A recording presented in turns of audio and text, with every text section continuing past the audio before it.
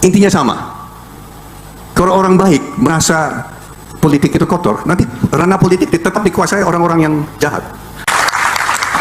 Kalau orang baik tidak mau masuk ke ranah politik yang betul kotor, berdosa, jahat, penuh dengan korupsi. Saya selama 15 tahun di bidang politik ditipu terus-menerus, dibohongi terus-menerus. Saya pribadi, apalagi kakak saya. Saya bersaksi, orang terhormat tidak beretika, menipu dan berbohong terus. Saya alami A1. Ini bukan katanya, kata Hashim. Betul. Politik jahat, politik kotor, politik korup, penuh korupsi, penuh koruptor. Ranah politik itu dikuasai roh-roh jahat. Itu kenapa saya masuk politik, Pak. Dan saya masuk politik sangat-sangat amal mahal sekali. Dompet saya tebal sekali dulu. Setelah 4 pilpres dan 4 pileg, dompet saya sudah mencut begini.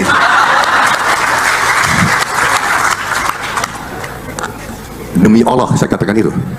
Istri saya dicurigai oleh siapa? Babinsa ya waktu itu. Dicurigai oleh Polsek, dicurigai oleh Laksus. Ya, waktu itu ada Laksus, Kopkamtib. Mungkin adik-adik belum ingat, tidak ingat. Mungkin bapak-bapak mungkin juga masih kecil ya waktu itu ya. Waktu itu tahun 88 ada Kopkamtib Laksus. Pak masih ingat? Ya, enggak, Pak Domo tahun 88 bukan. Ada saya. Nah, ini begini, orang yang berbuat baik di tempat kumuh itu dicurigai jadi aktivis. Aktivis apa? Kok mau bantu yang miskin? Jangan-jangan golongan tertentu. Dia bisa lanjut, kenapa? Karena istri saya. Saya siapa? Saya adiknya Letkol Prabowo dari Kopassus, menantu presiden. Nggak mungkin mau bikin kacau-kacau.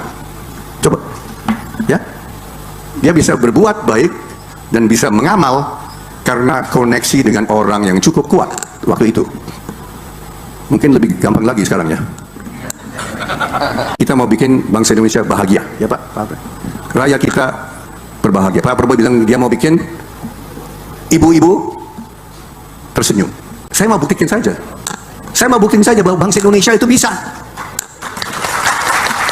Universitas Gajah Mada, waktu itu Profesor Sofyan Effendi waktu itu kalau nggak salah. Mereka begitu berbangga bahwa kita bangsa Indonesia, pihak Indonesia, penyelenggara tidak minta uang dari luar negeri. Kita tidak dapat dan minta dari NGO manapun, lembaga manapun, bukan dari USAID atau dari Goethe Institute atau apa. Bangsa Indonesia bayar semuanya, dan kita berbangga waktu itu. Itu sebetulnya tujuan kita, Pak. Cita-cita kita, Pak. Indonesia, bangsa yang bermartabat, Indonesia yang nanti disegani dari semua bangsa di Indonesia. Itu cita-cita kita, dan saya masuk partai politik untuk itu, Pak. Itu. Jadi Jokowi itu jangan dipahami sebagai orang yang polos, enggak. Ini orang yang haus kekuasaan, maruk akan kekuasaan, dan untuk anaknya. Dia tidak memikirkan bangsa yang ke depan, memikirkan hanya untuk kepentingan keluarganya. Kalau untuk kepentingan jangka panjang, ya nggak akan memaksakan Prabowo Gibran 2 periode. Kalau Prabowo 2 periode masih masuk akal, tapi kemudian Prabowo Gibran 2 periode, ini tunggu dulu gitu loh. Apakah Prabowo mau? Kan harus ditanya dulu. Ini kan kesannya dia ingin menunjukkan kesan kepada orang Prabowo itu masih gua setir gitu loh. Awalnya Pak Ibu Mega tidak mau dukung Pak Jokowi, tidak mau dukung Jokowi. Ini benar, ini kebenaran. Maka kalau ada yang mau rekam silakan ya.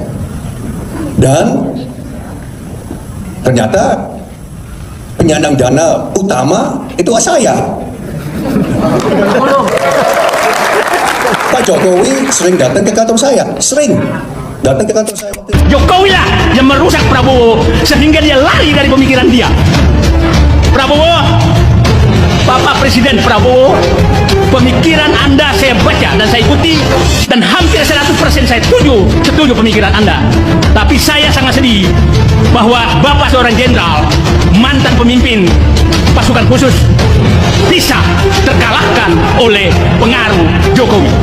Saya harap hari ini Bapak lepaskanlah Jokowi pulang ke kampungnya dan hilangkanlah bayang Ya, halo Soal Politik, kembali lagi bersama saya di channel ini. Teman-teman, kita sudah menyaksikan bersama bagaimana cuplikan video yang sangat menarik.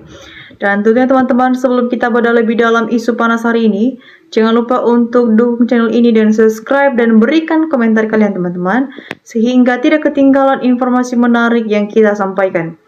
Teman-teman, di cuplikan video kali ini, kita membedah sebuah pernyataan yang sangat berani dan mengejutkan dari Bapak Yassim Dojo Hakisumo. Ya, di mana ini adalah adik kandung dari Presiden terpilih Bapak Prabowo Subianto. Ya, dalam cuplikan video yang baru saja kita saksikan, Pak Yassim secara terbuka mengungkapkan isi hatinya mengenai pengalamannya selama 15 tahun di dunia politik, di mana beliau mengaku telah berkali-kali ditipu dan dibohongi oleh pihak yang beliau sebut sebagai geng Solo. Di mana teman-teman berikut adalah beberapa poin penting yang perlu kita garis bawahi dan disoroti oleh masyarakat. Yang pertama, adanya kekecewaan mendalam. Ya, di mana Pak Yassim mengatakan dengan tegas bahwa dirinya dan bahkan kakaknya Pak Prabowo telah berkali-kali menjadi korban kebohongan politik. Di mana beliau bersaksi bahwa ada tokoh yang tampak terhormat namun nyatanya tidak beretika dan terus-menerus menipu. Yang kedua, adanya kritik terhadap dinasti dan kekuasaan. Ya, dalam pernyataannya, Bapak Yassim mengkritik ambisi kekuasaan yang dianggap hanya mementingkan keluarga daripada masa depan bangsa. Beliau mengingatkan agar masyarakat tidak berkecoh oleh penampilan luar yang tampak polos. Yang ketiga, perlawanan Bapak Prabowo. Di dalam narasi video ini juga menyoroti bagaimana Bapak Prabowo mulai melakukan perlawanan balik secara halus, di mana mulai dari pembersihan kabinet dari orang-orang yang tidak kompeten atau terlibat korupsi hingga langkah-langkah politik yang sulit dibaca oleh lawan politiknya. Yang keempat, adanya harapan sebagai masyarakat Indonesia, di mana banyak netizen yang merespon pernyataan Pak Yassim ini dengan harapan besar agar Indonesia benar-benar bersih dari pengaruh kepentingan kelompok tertentu yang hanya merugikan negara. Ya teman-teman, ini adalah peringatan bagi kita semua untuk lebih cerdas dalam memilah peta politik kita. Jangan sampai kita jatuh ke lubang yang sama untuk kedua kalinya. Kita harus mendukung pemimpin yang benar-benar peduli kepada rakyat, bukan hanya haus akan jabatan dan kekuasaan untuk keluarganya sendiri. Ya teman-teman, bagaimana menurut kalian? Apakah kalian setuju dengan pernyataan berani Bapak Yassim ini? Mari kita diskusi di kolom komentar di bawah. Dan jangan lupa share video ini agar banyak teman-teman kita lain-lain juga yang mengetahuinya. Nah teman-teman, di cuplikan video kali ini juga ada beberapa tanggapan netizen. Dan mari kita kawal bersama, mari kita lihat apa-apa saja tanggapan-tanggapan dari teman-teman kita ini. Ya teman-teman, di sini disampaikan oleh Widijat Moko, ini jadi bukti pintu masuk pemberantasan keluarga Jokowi. Bapak Presiden perintahkan kepada jaksa untuk periksa seluruh keluarga Jokowi. Ya teman-teman, di sini disampaikan oleh Anwar, Pak Yassim terima kasih ketegasannya, seluruh rakyat mencintai Bapak Presiden Prabowo Subianto. Ya teman-teman, di sini disampaikan oleh Dipa Wijaya, saya tidak menyangka Bapak Yassim bisa berucap segitunya sama Bapak Jokowi. Ya teman-teman, kita lanjut. Di sini disampaikan oleh Abu Sanusi, kita cinta Bapak Presiden Prabowo, bersihkan termo yang ada di menteri. Teman-teman, di sini disampaikan oleh Vicky Surgiri, sindir Jokowi nih, tapi tahu diri nggak kelompok geng Solo ada malunya enggak.